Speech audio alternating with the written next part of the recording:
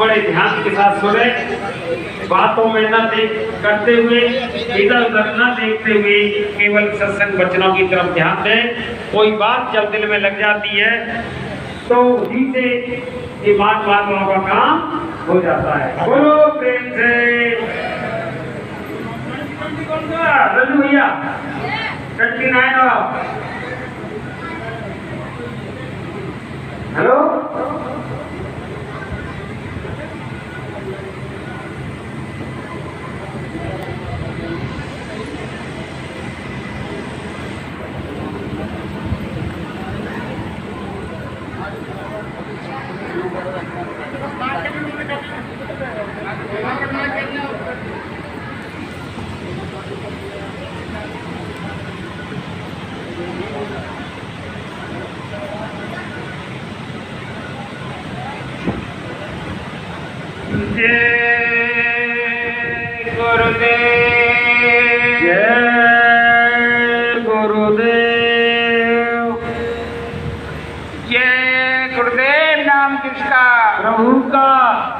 प्रभु का पावन नाम। जय गुरुदेव। समय से जगाया हुआ नाम। जय गुरुदेव। कलयुग में सतयुग लाने वाला नाम। जय गुरुदेव। जन जन में प्यार मोहब्बत लाने वाला नाम। जय गुरुदेव। आने वाली आफत मुसीबत बीमारियों से बचाने वाला नाम। जय गुरुदेव। बाबा जय गुरुदेव जी का कहना है शाकाहारी रहना है। क्या खाने से हुए खराब? अंडा मछली और शराब। क्या खाने से होगी भलाई? रोटी सब्जी दूध मलाई।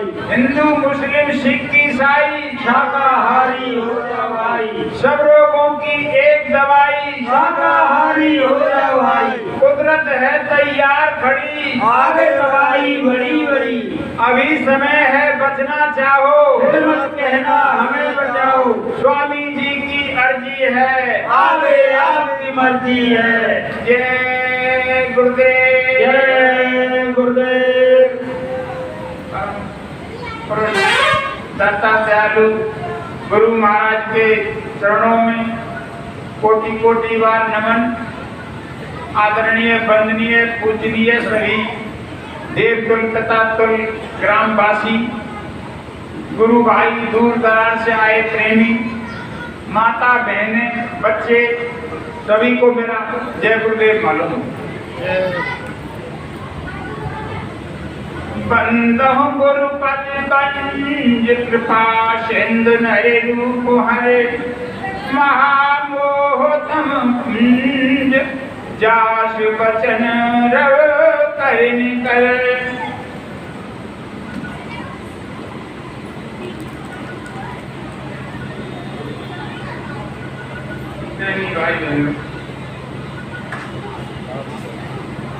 सत्संग देने के अधिकारी महान पुरुष होते हैं,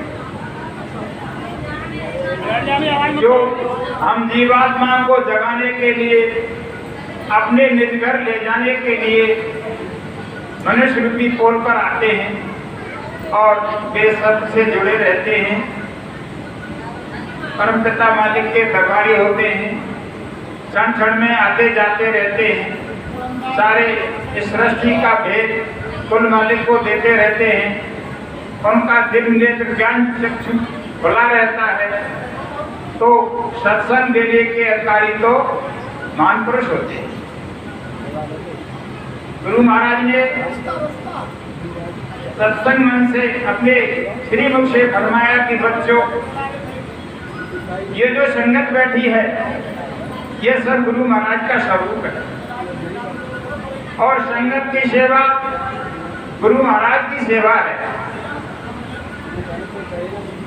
मालिक ने फरमाया कि जब मैं ऊपर से दया देता हूँ तब ऐसे कार्यक्रम शरीक होते हैं और आप उन कार्यक्रमों में जाकर के शरीक होते हो। अगर एक मिनट में दया देना बंद कर दूं तो ऐसे कार्यक्रम नहीं हो सकते, और एक मिनट भी तुम ऐसे कार्यक्रम में जाकर के शरीक नहीं हो सकते। तो गुरु महाराज ने इतनी दया हमारे ऊपर मौज फरमाई है और इस प्रकार से इस कार्यक्रम का आयोजन हुआ है।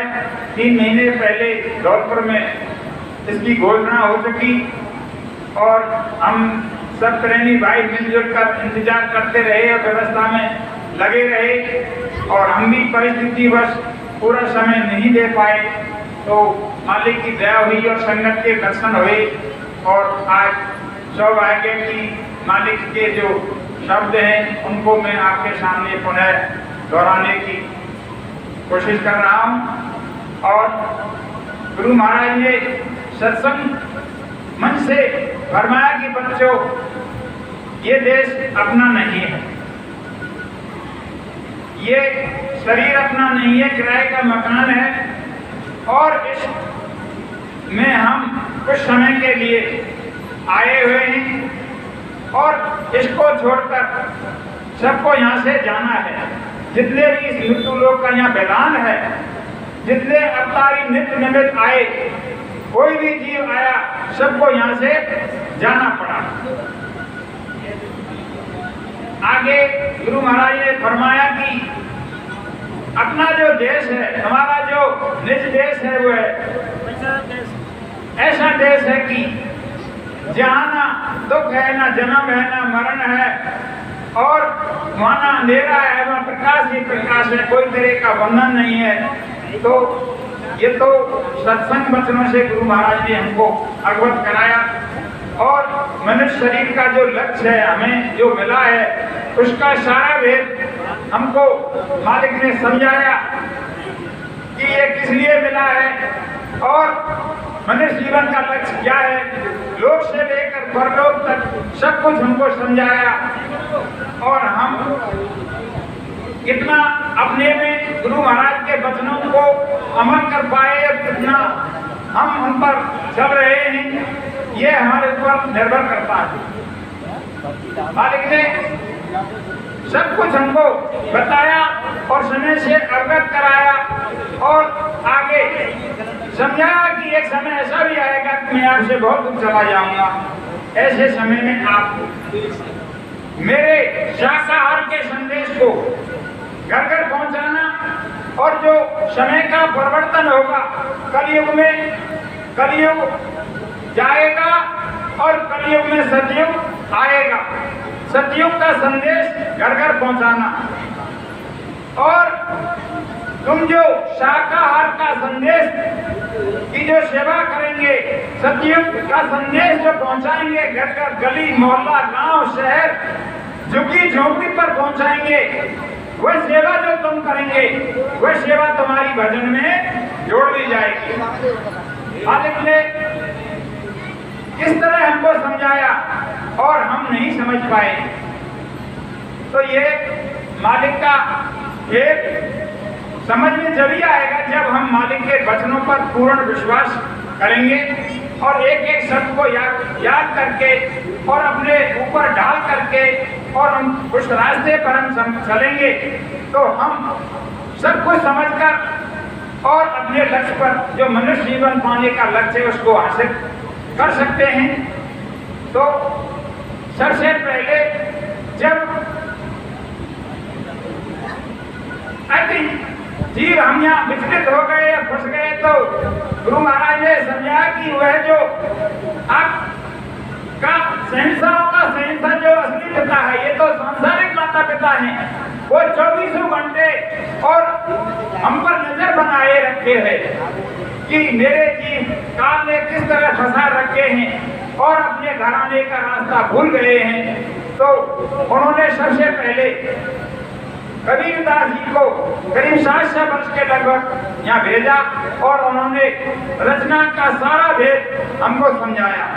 कबीरदास जी ने एक पद के माध्यम से समझाया कि ईना देश हमारा साधो, ईना देश हमारा, हम तो अमर लोक के वासी, 3 लोक से न्यारा, कर तब हमें निरंजन लाया और जंजरी दीप मजारा, याद व्याध एकाद और न बिना जोत उजियारा। ईना देश हमारा साधो, ईना देश हमारा, ये देश हमारा नहीं है। गुरु महाराज ने आवाज लगाई धाम अपने चलो भाई, पराए देश क्यों रहना, काम अपना करो जाई, पराए काम नहीं फंसना। संसार में जब तक रहो इतना लगाव रखो जितनी जरूरत है, और अपनी मंजिल पर चलो और अपने घर को चलो। तो जब कबीरदास जी अपना काम करके चले गए तो उसके बाद और संतों का तांता लगा रहा। ईसा मसीह आए, गुरु नानक जी आए, मोहम्मद साहब आए, पलटू साहब आए, दरिया साहब आए, यारी साहब आए, भल्ला साहब आए, मीराबाई आई, सहजोबाई आई, और करीब 600 वर्ष के लगभग गोस्वामी जी आए। गोस्वामी जी आए जब उन्होंने संसार की सब मान मर्यादाओं को कायमित रखा, और इतने विभोर हो गए वे कि उनकी पत्नी जब उनके प्रिय चली गई तो रात्रि में ही और वहां पहुंचे, और जब पत्नी ने उनको समझाया कि इतना है आराम से इतना मुद्दे हो, तो उनको वे बचन लग गए, और वहीं से सब कुछ त्याग करके और गुरु की शरण में पहुंचे, और वहां नाम दान लेकर के और उस रास्ते को हासिल किया। और 25 वर्ष की अवस्था में गोस्वामी जी ने आत्म साक्षात्कार कर लिया, दिव्य नेत्र उनका खुला। उन्होंने देखा कि जीव किस तरह फंसे हुए हैं और अब निकल जाने का रास्ता भूल गए हैं, तो उन्होंने अपने अनुभव से पहले घटनावान लिखी, सारे शरीर का वृत्तांत घटनावान में लिखा। लेकिन काशी के विद्वानों ने इसका विरोध किया और उसको नहीं चलने दिया। उसके बाद फिर गोस्वामी जी ने विचार किया कि कोई रास्ता निकाला जाए, तो उन्होंने रामचरितमानस लिखा। उसमें 4 वेद, 6 शास्त्र, 18 पुराण और ऋषि मुनि और संतों का अनुभव उसमें लिखा कि आगे ज्यादा समय विचलित होगा, और रामचरितमानस को पढ़कर के किसी साधक की सानिध्य में, किसी महान पुरुष की सानिध्य में इसको पढ़ेंगे और इसका भेद समझेंगे तो अपने घर का रास्ता पालेंगे। तो सबसे पहले उन्होंने नाम की व्याख्या लिखी, एक अनिय नामा और सच्चिदानंद प्रभु धामा, वो एक है, वो अनेक नहीं है, और वह अनामी है, उसका कोई नाम नहीं है। थोड़े समय में नाम के बारे में आगे विस्तार से चर्चा होगी। उसके बाद गोस्वामी जी लिखते हैं कि कलयुग सम नहीं आन युग, जो नर कर विश्वास। कलयुग जैसा सरल समय आने वाला नहीं है, इसमें हम जीवों को बहुत छूट दी है। संत महान पुरुषों ने बहुत बंधन हटा दिए हैं। एक तो इसमें मंशा पाप नहीं लगता है। पहले युगों में कुछ विचार हमारे अंदर आ जाते थे तो मंशा पाप लगता था और नरक भोगना पड़ता था। एक तो इसमें मंशा पाप नहीं लगता है, और दूसरी जो कुछ गुरु मंत्र से हम साधना करते हैं और जो लोग करते हैं, तो जो पूंजी इकट्ठी होती है, साधक के लिए यह पता नहीं रहता है कि मेरे पास कितनी पूंजी है, मेरे पास कितनी शक्ति है। वह शक्ति गुरु महाराज के पास रहती है। तो कोई शराब नहीं दे सकता है। अब कलयुग में कोई शराब नहीं देता है और शराब नहीं लगता है, ये छूट हमारे लिए गई। तो जब तक हमें अपने मालिक पर, अपने गुरु महाराज के वचनों पर पक्का भरोसा 100% नहीं होगा और उनके बताए रास्ते पर हम नहीं चलेंगे, तो अपनी मंजिल हम तय नहीं कर सकेंगे। तो सबसे पहले उन्होंने विश्वास के बारे में लिखा, कलयुग सम नहीं आन युग, जो न कर विश्वास। तो विश्वास के बारे में छोटा सा दृष्टांत है। सभी गांव समाज में एक मर्यादा होती है। गांव सामूहिक सभी जाति भाइयों का एक मंदिर होता है, और उस मंदिर की देखभाल पूजा करने के लिए एक ब्राह्मण, कोई सन्यासी, कोई व्यवस्था कर दी जाती है, जिनसे मंदिर की पाठ पूजा होती रहती है। और जो कई गांवों में 2, 4, 5 बीघे खेत होता है, उसको इनाम कहते हैं, और खेत की व्यवस्था नहीं होती है, तो ऐसी व्यवस्था होती है कि कार्तिक बैसाख उसके लिए मन धन घर के हिसाब से लगान दे दी जाती है, जिससे पंडित के और जो व्यवस्थापक होता है उसके बाल बच्चों का भरण पोषण और गुजारा होता रहे। ऐसी व्यवस्था हमारे गांव समाज में होती है। तो एक गांव में यह व्यवस्था कर रखी थी कि हर घर से और पंडित जी के घर के लिए सीधो सामग्री पहुंच जाए। आज यहाँ घर का नंबर है, आज यहाँ घर को है, तो एक के बाद एक क्रम बना हुआ था और पंडित जी के घर के लिए पहुंचा देते थे और पंडित जी के बाल बच्चों का भरण पोषण हो जाता था, उनकी व्यवस्था हो जाती थी। एक दिन कारणवश भूल हो गई, पंडित जी के घर कोई सीधो सामग्री लेके नहीं पहुंचा।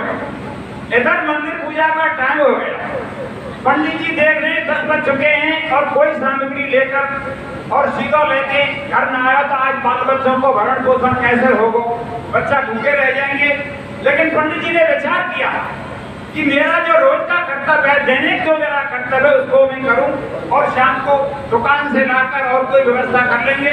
लेकिन जो मेरा नित्य नियम है, जो मैं जिस रास्ते पर चल रहा हूं, तो पंडित जी मंदिर पहुंचते हैं और जारा बुहारी नावा धोई करके और पूजा पाठ करते हैं। तो पंडित जी का रोज का नियम था, वे गीता का अध्ययन करते थे 2 घंटे। तो पंडित जी गीता का अध्ययन करने के लिए और बैठ जाते हैं, तो गीता में श्लोक आता है और कृष्ण भगवान मुखारबिंद से कह रहे हैं कि मैं सबका सृजनहार हूँ, मैं सबका भरण पोषण करता हूँ, मैं सबकी रक्षा करता हूँ, सभी जीव मेरे हैं। तो पंडित जी को ध्यान कहाँ दे रहे हो, घर दे रहे हो, ध्यान हुई जो धनी के घरे को। तो पंडित जी को ध्यान कर दे रहे हो कि आज तो कोई हमारे घर तक कुछ लेके ना आया हो और गीता में क्या लिख रही है। तो पंडित जी ने अपनी जेब में से पेन निकाल के और इस श्लोक में निशान लगा दियो कि आज आपकी परीक्षा है जाएगी कि गीता में इस श्लोक झूठो लिख रहे हो कि सच्चो लिख रहे हो, गीता झूठी है सच्ची है। तो वे तो अंतर्यामी सहज आएंगे, हरिव्यापक सर्वत्र समाना। तो भगवान ऊपर से देख रहे हैं कि अगर कोई सामग्री लेके प्रसाद लेके पंडित जी के घर अगर नहीं पहुंचो तो मेरा भगत रास्ता से डिग जाएगा और विश्वास टूट जाएगा। तो भगवान खुद 36 प्रकार के व्यंजन बना के और थाल में रख के और व्रत रूप रख के पंडित जी के घर पहुंचे।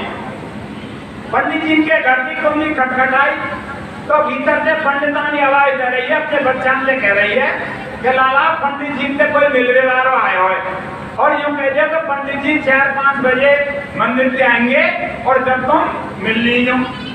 तो भगवान आवाज कह रहे हैं कि भैया मैं मिलने ना आया हूं, मैं तुमको प्रसाद लाया हूं और कारणवश मुझसे देरी है गई, तुम केवाड़ खोलो और अब प्रसाद ले लो।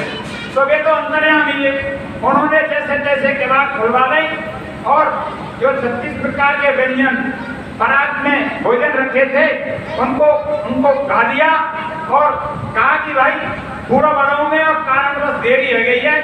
तो जब प्रसाद लगाते हैं और भगवान वापिस जा रहे हैं तो पंडितानी पीछे से कह रही है बच्चान से कि लाला यूं पूछो कि पंडित जी मंदिर से आएंगे और यूं पूछेंगे कि प्रसाद कौन के घर से आया हो, बाबा प्यारा कुछ नाम बता जाओ। तो पंडित जी ने कही, भगवान ने कहा हाँ भैया ये बात क्या पूछ रही थी है। तो लाला तुम यूं कह दीजिए पंडित जी से कि तुमने जो इस श्लोक पे निशान लगाया हो मां गीता में मंदिर में, एक बूढ़ा सा बाबा का है। पंडित जी अपने आप समझ जाएंगे, कहा ठीक है। भगवान वहां से अंदर ध्यान है और इधर पंडित जी गड़िमाओं देख रहे हैं कि 4 बजे में घर पहुंचू, कोई सामग्री प्रसाद लाया को ना लाया, बच्चा भूखे और नीला होगा तो अपनी व्यवस्था करेंगे। तो 4-5 बजे और पंडित जी घर पहुंचे और कुंडी खटखटाई तो बच्चा तैयार बैठे, कुंडी खोलते कि भैया कछु लाला कछु कोई जीरो सपाटा कछु भैया कोई गायो बना गायो। बच्चा बोले पापा जी मौज है गई, आज तो मिठाई से थार भर रहा है और बहुत माल आयो है कि भैया कौन गायो, मैंने कछु नाम मतलब पूछो का क्या? हाँ हमने पूछो कि कौन से घर से आई सामग्री, कौन से घर से मिठाई आई। कि एक बूढ़ा सा बाबा आयो और यूं कहेगो कि पंडित जी ने कह दीजिए तुमने जो इस लोक का निशान लगायो मां मंदिर में गीता में, एक बूढ़ा सा बाबा गाएगो वे अपने आप समझ जाएंगे। अरे पढ़े पल्ले पंडित जी अफसोस में रह गए कि झाले में ठोकू रोज, जाड़े सर्दी में गर्मी में मैं नहाऊं, सब काम है तो मैं करूं और मोकू दर्शन नहीं हुए, तुमने दर्शन से में कर लिए। अब पंडित जी को पूरा विश्वास है को पता कि ऐसे न माने, अब तो भगवान है और सबको भरण पोषण करें, लेकिन यहाँ घर में ठाड़ो कर लेंगे आंगन में और सब दर्शन करेंगे तो भोजन करेंगे नहीं, प्राण में जाग देंगे। तो सब इस तुलसी पे बैठ के कीर्तन भजन और ध्यान भजन पे मालिक जी पे बैठ गए तो पूरा दिन जो है मैंने उपवास व्रत रखे और रात भर, तो वे तो दयालु अंतर्यामी है, जिनकी साधना पूरी है गई तो भगवान ने चतुर्भुज रूप धर के और उनको दर्शन दिए और वे धन्य हुए। तो विश्वास एक ऐसी चीज होती है। तो कलयुग सामने आन युग जो नर कर विश्वास। आगे संत कबीरदास जी विश्वास के बारे में पद लिख रहे हैं, ना मूरत में ना सूरत में तू क्यों ढूंढे बंदे तू, मैं तो तेरे पास में, मैं तो तेरे पास में, ना मंदिर में ना मस्जिद में ना काशी कैलाश में, मोकू क्यों ढूंढे बंदे तू, मैं तो तेरे पास में, मैं तो तेरे पास में, नाम जप में नाम तप में नाम व्रत उपवास में, मोकू क्यों ढूंढे बंदे तू, मैं तो तेरे पास में, मैं तो तेरे पास में, नाम क्रिया कर्म में रहता नहीं योग अभ्यास में,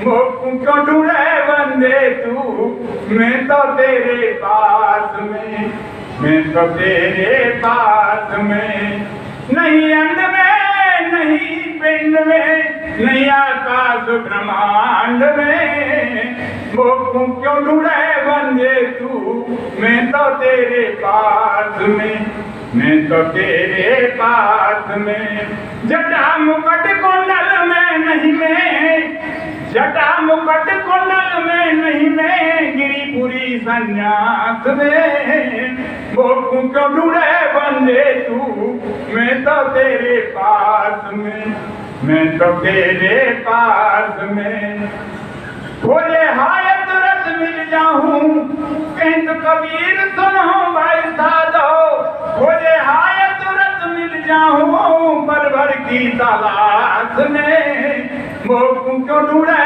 बंदे तू, मैं तो तेरे पास में, मैं तो तेरे पास में, खोजे हाय तुरंत मिल जाऊं, पल भर की तलाश में, मोकू क्यों ढूंढे बंदे तू, मैं तो तेरे पास में, मैं तो तेरे पास में, किंतु कबीर सुनो भाई साधो, मैं तो हूँ विश्वास में, मोकू क्यों ढूंढे बंदे तू, मैं तो तेरे पास में, मैं तो तेरे पास में।